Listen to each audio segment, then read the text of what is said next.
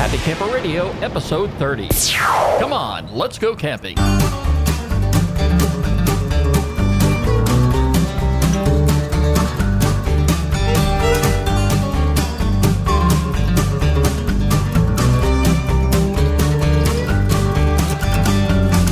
We are back once again with another episode of the Happy Camper Radio Show. And Daniel, what are you drinking today? Coke. I saw you come walking in here with that bright red cup like you're trying to send a message. No. To all our people all around the country and the world, in the South, everything is Coke. And then they say, what kind of Coke? We know that. Well, I know we know that, but not everyone around the country knows that. Yeah, well, I mean, this is the world headquarters to Coca-Cola. It is. Okay, now that's all we drink down here. Have you been to the world of Coke? Long time ago. The new world of Coke. I'm talking where they've got the big safe set up. I went to with the a old secret one. Formula inside. I went to the old one and the new one. Okay. Well, you get around more than I do. Yes. So I got to give you credit for that. Daniel, let's not waste any time. Let's get our campfire lit here for all of our listeners. All right. This warm temperature outside we're having today is kind of rare. Yeah, it's like you don't need the heat on. You don't need the air on. You just open your windows and everything's fine. But that's okay. You know, I can tolerate a warm campfire, whether it's the summer, the spring, the fall, the winter. Yeah. More in the fall and the winter, I enjoy more. Okay, but when I was a kid, my parents wouldn't let me eat ice cream in the winter. They're like, "Why are you going to eat ice cream in the winter? It's winter time. It's cold. You don't eat ice cream in the summer." So. Well, I would tell my kids. I would tell my kids the same thing. Yeah. Oh wow.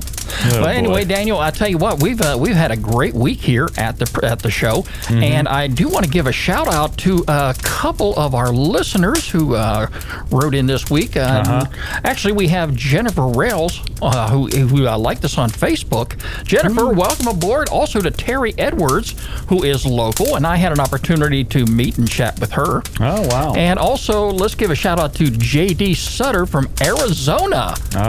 We got 3 great happy campers here, and I'm glad to have them all aboard. Yeah. All right. Well, Daniel, you know, one thing I am really happy about here is the fact that recreation.gov is back online. Yep. And I just didn't know when that was going to happen, but I knew it was a matter of time. How long after they opened back up did it start? Well, the partial government shutdown was a total of 16 days. Yeah. It was the very next morning. I went to the website, I clicked on recreation.gov, and there it was. Cool. Everything was back in order again, as it should be. You know, and Daniel, I posted something on Facebook here this past week. This is something that should have never, ever happened in the first place. Yeah, well. You know, the way I look at it here is, we pay taxes. Now, we all complain about paying taxes. And I have said a long time ago, if my tax dollars are very well spent, they are spent at many of the campgrounds out in this world that are run by the U.S. Army Corps of Engineers. Yep. All right. And I have been to many. And they are clean. They are very well taken care of. Yep. And I salute them people. Those people should have never been laid off in the first place. Well, they're getting back. But yeah, and I don't mean to get on my political bandwagon here, but the truth of the matter is, even throughout this shutdown, we were still paying taxes, and we were still paying for the services that those employees were supposed to be performing. Yeah. And where were they? They were off. All right. But anyway, having said all that, let's put all that behind us here. And I'm just happy as can be that those sites are open back up and are available to us, because there are many, many great, wonderful sites for you to choose from at recreation.gov. We feature it on our homepage at happycamperradio.com, and you can click on there anytime and browse their website. Look at many, many of the camping grounds that are all across the nation, and choose one close by home, or if you're planning on a trip somewhere, you can always, count on recreation.gov to deliver, the good campgrounds that you expect them to be out there. All right. Now, also, there's going to be some that are going to be closed this time of year, Daniel. Oh, yeah. Yeah, because the fall weather and the winter weather moves in, and, they're just not, I guess I wouldn't want to say they're not that popular, but, there's probably not as many campers out there during the fall and winter months as there are in the summer and spring. I think the state park, or I don't know if it's a state park or national park. It's probably a state park up in Maine where the Appalachian Trail ends. I think that closes right about now. So if you're hiking up the Appalachian Trail, you have to time it just a certain way to get up there before they all shut down. There is a part of Georgia that I travel through on the way to my fall camping destination up in Hiawassee every year. And we climb this big mountain. It's on this state route that goes right through Helen, Georgia. And you climb the top of this mountain. Right at the very top, before you drop down, there is the Appalachian Trail. And there are parking on both the right-hand and left-hand side of the road, and they are constantly packed with cars. Folks are hiking the Appalachian Trail. Yeah. You know, I would like to do it someday. Maybe. Take off a few pounds. I might do it. Yeah, really. You'll probably get it through with it before I will, and I'll just be taking my good old time. Anyway, Daniel, it's time now for our topic of the week here on the Happy Camper Radio Show.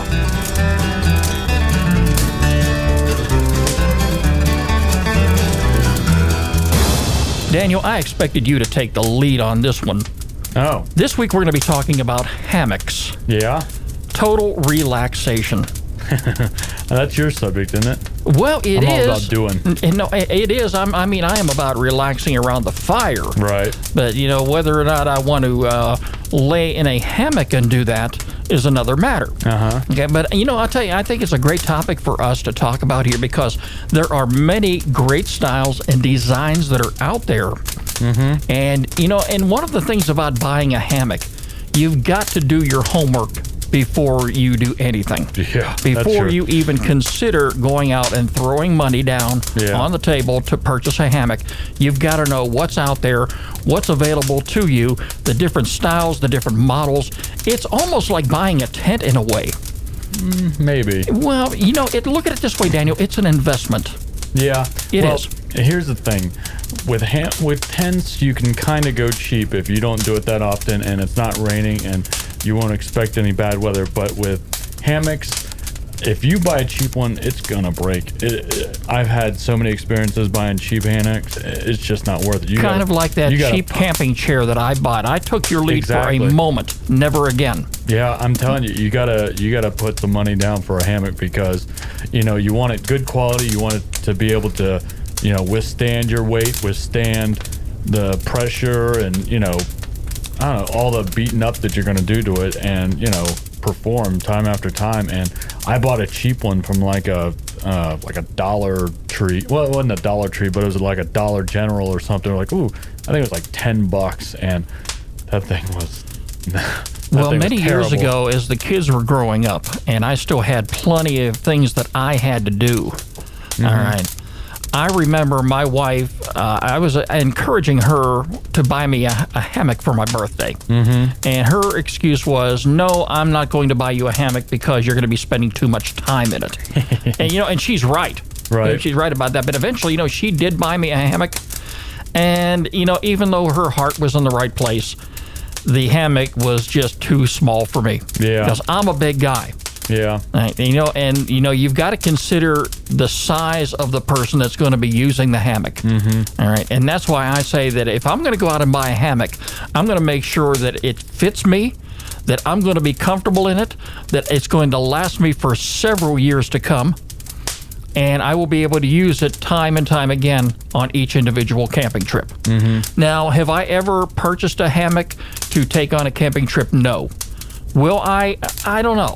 I might down the road, okay? But, you know, one of the things I want to point out here about buying a hammock, Daniel, one size does not fit all. All right? You know, and there's a lot of places you can buy hammocks. Yeah. I was surprised to find out that even some of the local big box stores, your hardware stores, may carry them. Oh, really? Yeah. But, you know, I wouldn't encourage anybody to go that route. If, you know, and I've always said this too before, you know, like it's the same as buying a tent. If you're going to go out and buy a tent, I'd prefer that you go into a store that specializes in camping and backpacking, because if it's a nice sized store, chances are the tent's going to be set up there on the showroom floor, and you and the kids can go ahead and get the feel of that tent. Same thing with hammocks. You know, if you can find a big box store that carries those and it's somewhere within driving distance, you may have some luck in finding one and actually getting into the store and trying one out. Yeah. All right, and that's the best way you can do it. It's not going to be that way in all cases. All right. But, you want to get out there and you want to, get the feel of it if you can. If not, it's going to require you to actually go online and do your homework. There's a lot of places out there that specializes in hammocks that, that they can pretty much put together a hammock for you based on your size and weight. Mm-hmm. And that's also very important, too. Okay, so, keep that in mind if you're going to go out and buy a hammock. Now, there's some different types out there that you may want to consider. Right. And I've had the opportunity to look into some of these, Daniel. First of all, if you want to get into a rope hammock, those are the most popular. Yeah, well, what I was about to say is I think there's really two different categories. There's like a stationary one that you might put in the backyard that's, it's already folded out and it has its own 2 posts. And that's kind of a backyard thing. You don't really want to take that camping because it's kind of bulky. But the rope hammocks are what I'm used to. Well, they do make the rope. Getting into it. Well, they do make the rope hammocks with stands. Oh, really? Also, yeah. And I would encourage anybody that is going to take a hammock on a camping trip with them to consider very much in purchasing a stand for that. And the reason for this is, Daniel, because a lot of times when people go out to explore new destinations, they may not get lucky enough to have 2 sets of trees by their campsite that are, say, spaced 19, 20 feet apart, that may be big enough to support a hammock. Yeah, that's true. Okay. So, if you wouldn't want to get to a campsite and come to find out that you just don't have the resources available for you to actually string that hammock up. So, we've gotten lucky when we've gone camping. I've got this picture. Maybe I'll give it to you. Don't do that. It might wind up on the website. That's fine. No, that's what I'm saying.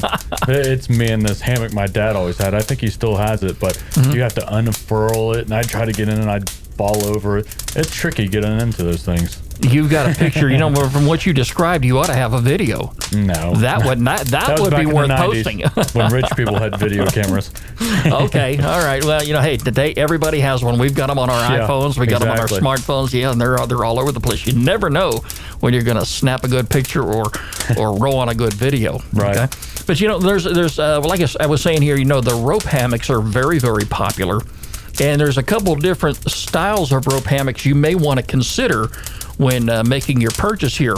The first one is a polyester. Now, polyester rope hammocks will last you a whole lot longer than, say, a cotton fabric. Mm-hmm. All right. And the reason being is the cotton fabrics, even though they are more comfortable, they are susceptible to mildew.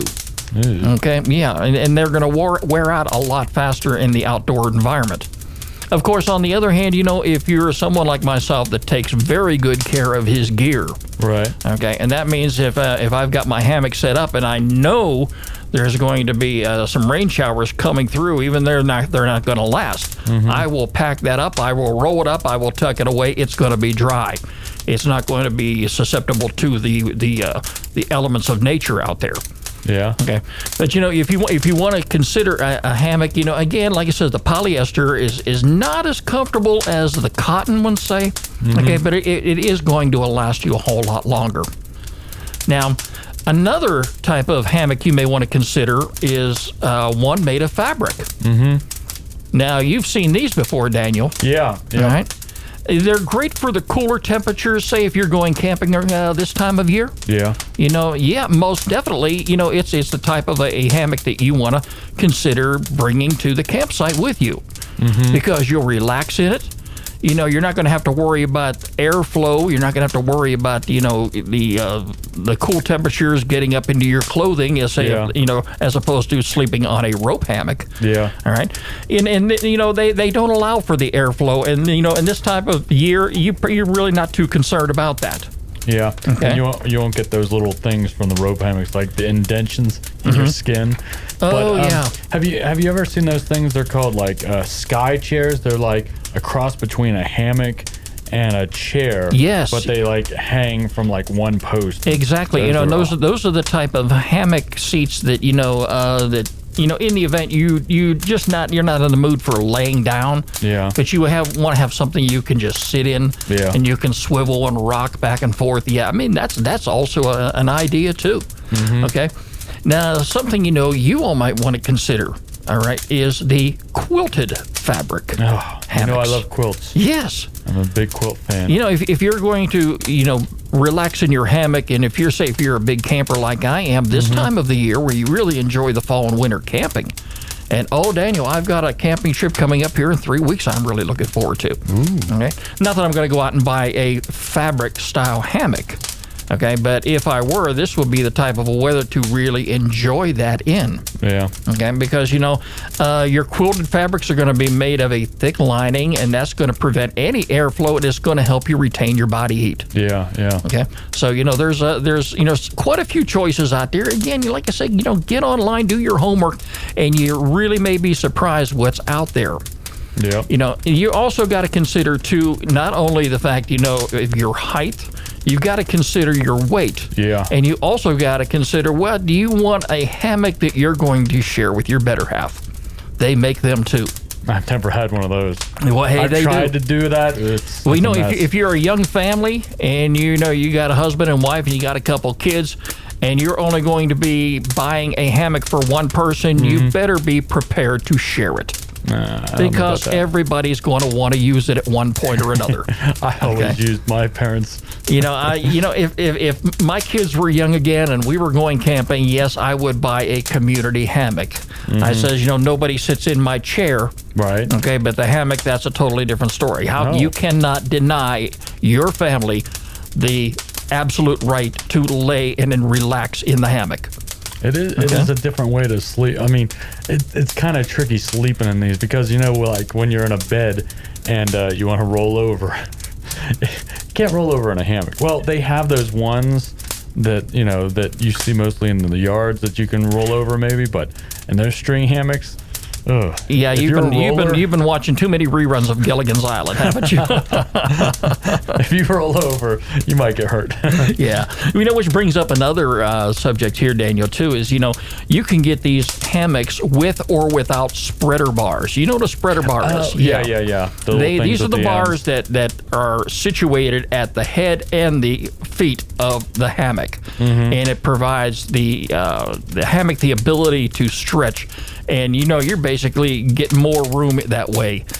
Unlike where, if you didn't have a spreader bar, it's going, your hammock's going to wrap around you and you're going to be laying in there like a mummy. Yeah. Okay, so, like your spreader bar, that's really a matter of preference. Yeah. You can get them with or without.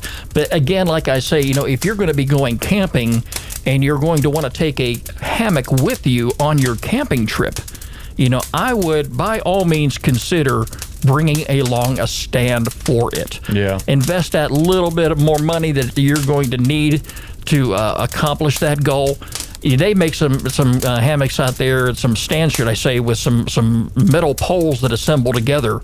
And those are probably going to be easier to put together than, say, like the big heavy wooden ones. Which are nice if you want to, sit your hammock up permanently in the backyard. Yeah. But if you're going to be mobile, if you're going to actually move around a lot, and if you're going to be going from one campsite to another, and you're going to want to take your hammock along with you, I would consider, getting the pole-based stand.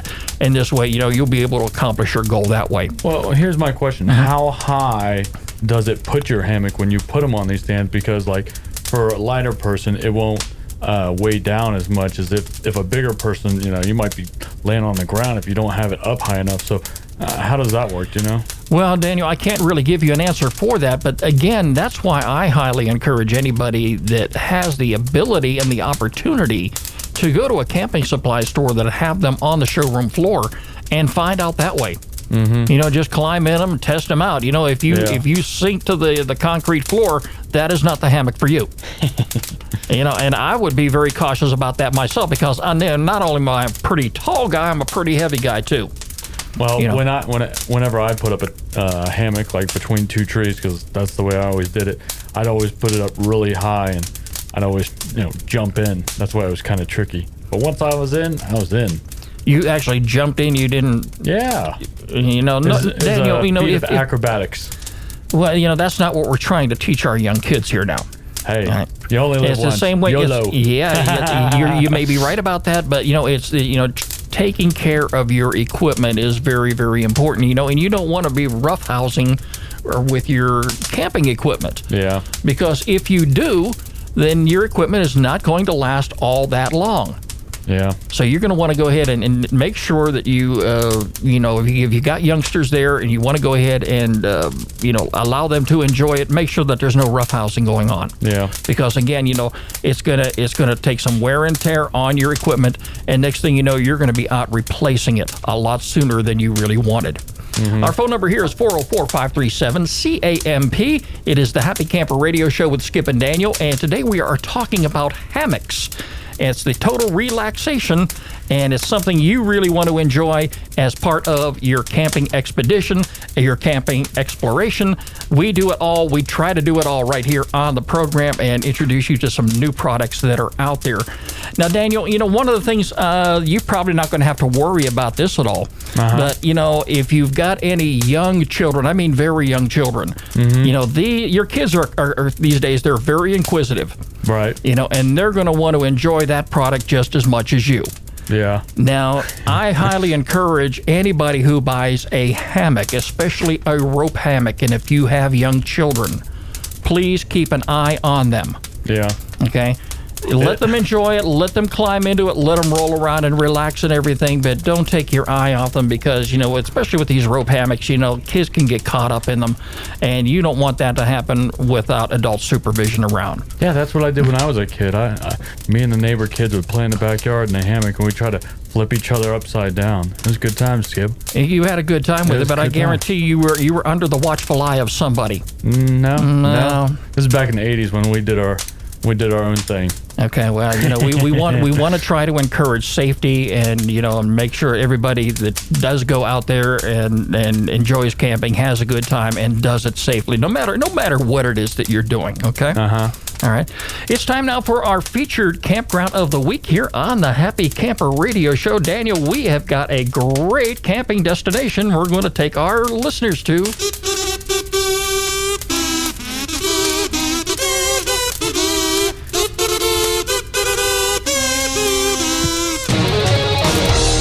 And I am so delighted that recreation.gov is back online, Daniel, because we are back online. And this week we are going to visit the state of Oklahoma. We are going to Dam Site, which is part of Fort Gibson Lake. It is run by the U.S. Army Corps of Engineers. And if you're looking for a great camping destination, somewhere you can go that is open year-round, this is the place to consider. Dam Site, part of Fort Gibson Lake in Oklahoma. Now, they have 50 available sites.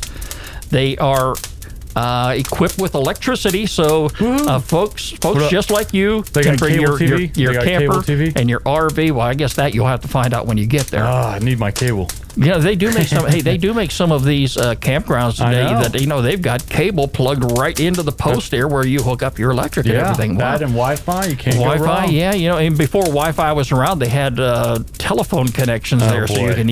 That's ancient times, Daniel. Yeah. Okay, but we really advanced quite a bit since then. But this is a great site to look at, and I have been there and I browsed through it today. They got some great pictures on there, and you can find it on our website under the featured campground tab this week. Fort Gibson Lake sits on nearly 8 miles from the confluence of the Grand and Arkansas rivers. And it is a great campsite. A 20,000-acre lake offers great boating and swimming opportunities. I don't know if I want to get my swimsuit on this time of the year, Daniel. But, you don't want to join the Polar Bear Club? No. I can do without that. But hey, if you enjoy fishing, black bass, white bass, crappie, several varieties of catfish and panfish, it's a great place, and wildlife is in abundance at this particular location, Daniel. Now, take in mind some of the nearby attractions. Historic Fort Gibson, established in 1824. It served as an important military post on the western frontier for close to 70 years. Wow. And it's now a national historic landmark. The site is open to the public year-round. Cool. So, if you're looking for something close to do, they've got a lot of great activities and amenities there. They have a campground host, bird watching, pay telephones. I don't know what cell phone reception is like in that area right there. Okay, so if you might be out of luck with cell phones. Yeah. Because how often do you hear about payphones anymore? Never. No. Okay. They got picnic shelters, water, showers, fishing, like I say, and some of the things you need to know before you get there. Okay. The park gates are locked from 10 p.m. until 6 a.m. Of course, that's going to be for your own safety. All right, we don't want to have any drag racing through the campground, and you want to make sure that you get there early. That is so very important. Yeah. Because I know when I get my tent set up, Daniel, if by chance I have to bed down, say about 9 o'clock, I do not enjoy having people come camp next to me and be setting up at 12 or 1 o'clock in the morning. They usually have quiet hours in those places. Yeah, and that's okay. And, I can appreciate that. And I really think you can too. But, it's a great camping destination you might want to consider. And again, it's open year-round. And this time of the year, you don't have to make any reservations. Just show on up. It's first come, first serve, There we go. And like it says, 50 available sites are available here. They have 2 group shelters as well. So, you might want to, you might want to consider this. It's a great camping destination and stuff. Yeah, there you go. And I've never been to Oklahoma, but I sure wouldn't mind a visit there someday. I hear it's okay. It's okay. How long did it take you to figure that one out? About 10 seconds. I bet. But anyway, that's the place to be. This week, it's our featured campground of the week. It's Dam Site, Fort Gibson Lake, Oklahoma, on the Happy Camper Radio Show. And as always, if you have a campground that you would like Daniel and I to feature on the program, all you have to do is get in touch with us, and you can do that by going to our website, which is www.happycamperradio.com. And guess what? We have a new something on our website, Daniel. I took notice of it here. Email me. Oh, yeah. Yay. There are 2 tabs over in the sidebar. One, if you want email Skip, very simple. All you got to do is click on that, or just type in Skip, S-K-I-P, at happycamperradio.com, or Daniel at happycamperradio.com. Yeah. And email me with all the good stuff, okay? Exactly. I want the trolling mail. You've said that on many occasions, okay? Yes. By all means, hey, camping is a great place to be. And when you're out there, I don't care if you're in a private campground, you're in a public campground, or if you're even just camping out in your backyard. I mean, it just brings out the very best in all of us. They call that the doghouse, Skip. That's not camping. That's being in the doghouse. Well, if when your wife gets mad at you. How often are you in the doghouse? Ooh, I'm camping outside a lot. I bet you are. Yeah, I can see it right now, Daniel. You getting in the pop-up, okay? Exactly. The doghouse, and your wife lowering the pop-up day with you inside of it. Exactly. Well, anyway, Daniel, hey, listen, it's been great having you back on the program again. I really enjoyed being here today. We were talking about hammocks, and if you have a topic that you would like us to discuss on the program, by all means, get in touch with Daniel and I. Send us an email or go right there to our website, which is happycamperradio.com, and click on the Contact Us button. Daniel, that's about going to wrap things up there. Next week, when we get together, we're going to talk about something very, very special, and I think I might want to keep that in suspense. You're killing me, Skip. I know. Wow. But hey, I'll tell you what, Daniel, it's great having you aboard here, and you know what I'm going to do? What's that? Next, I'm gonna do the best I can to press the right button next time. That's always good. And it really helps. I'll tell you right now. Hey, this is professional stuff right here. Yeah, and you want to know something? It works. Oh, Daniel, I'll tell you what, you're quite a character out there. Hey, I do what I can. Yeah. There we go, hey, look at that. Yeah, I'm going to tell you what. It's, I have been sitting here running my mouth and just, I think what it is. I am just absolutely fascinated and flabbergasted by that bright red cup that you brought in here. I mean, Yeah. it's been blinding me. I haven't Red been able Solo to cup. read my show notes, I know. let alone punch the right button here on the board. Hey, But don't hey, hurt your hand when you punch it. next week we'll get it together for sure. Okay. The Happy Camper Radio Show is a presentation of Skip Hubert Productions. You can catch us online anytime at www.happycamperradio.com. Like us on Facebook, follow us on Twitter, and add us to your circles on Google+. We'll catch you next week, everybody. I'm Skip. I hope you are a happy camper just like I am. We'll see you, folks. Bye-bye.